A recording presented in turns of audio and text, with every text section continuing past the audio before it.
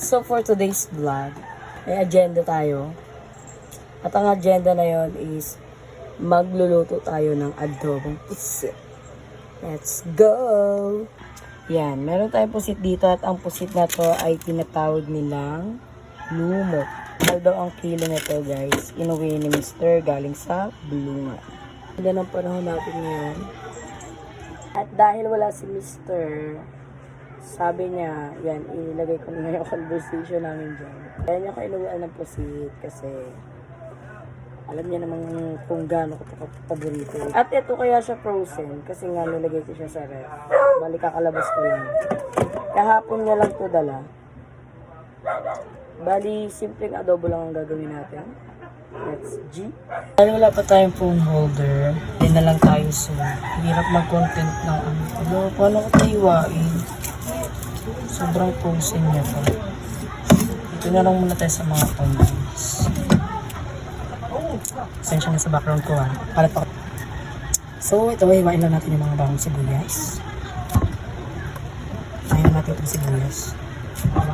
Gusto ko pag nagluluto ako marami akong bawang na nilalagay. Lalo na sa adobo.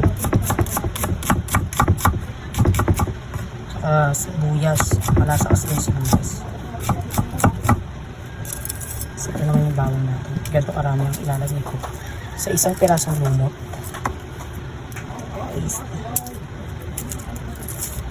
Bali pa fast forward ko naman dito. Simula nung nag-asawa na ako. Diyan lang ako natuto magluto. Hindi ko rin alam kung paano rin ako kasi natuto.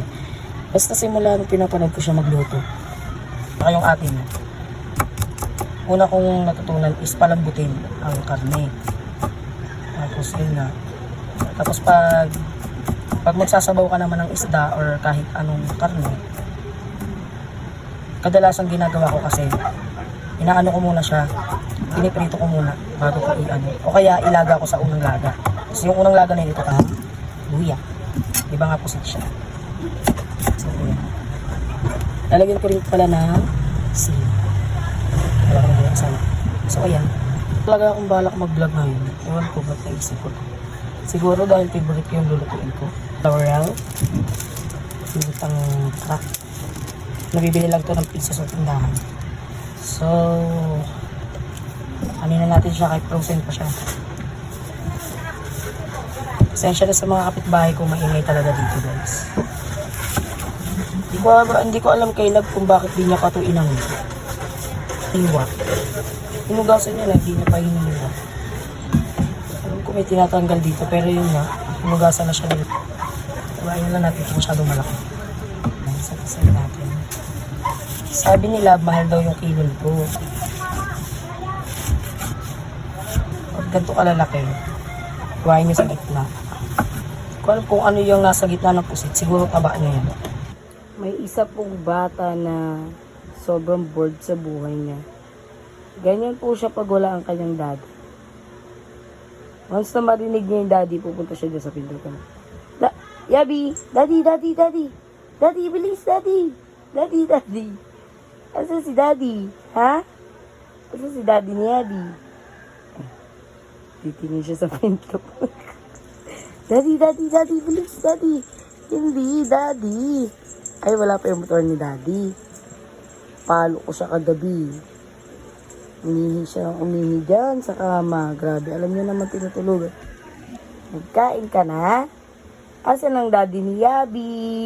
Ang cute ng baby ng mommy. Wait mo ko dyan ha. Luto lang si mommy ha. Later na tayo mag-play ha.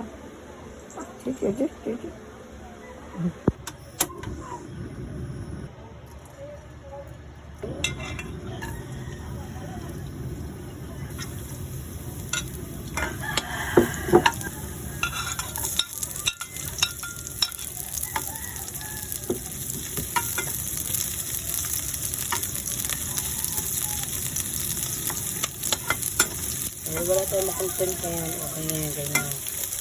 Simpleng ulam lang. Lagyan natin itong pusit. Kahit frozen pa siya. Pa pala. Lagyan na natin yung pamintang pusit. Ayan. Well, nagkakipiso ni Ate Tess.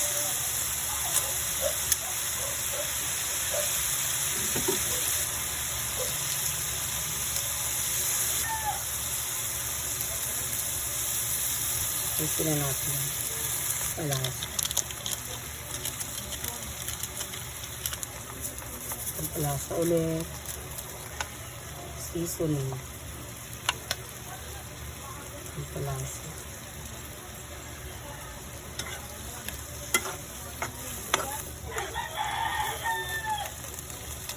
Ang sili ni Love.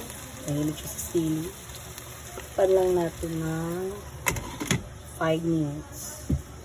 At mang-istorbo lang tayo ng batang makulit dito. Antay lang antay sa kanyang daddy.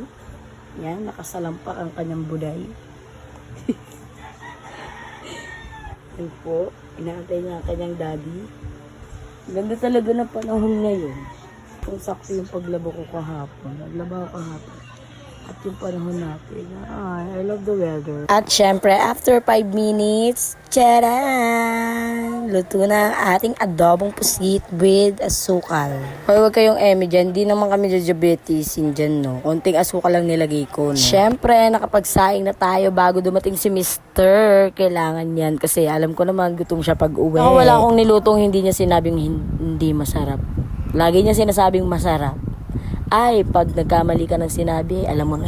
So, parang ang nangyayari sa vlog natin ngayon is a day in my life with me and little one, my little one, na nag-iintay sa daddy niya. Pag nakakarinig talaga siya ng motor, pupunta siya dyan, tatayo siya dyan, tapos di na siya mapakalit, Ayan ko ba sa batang to,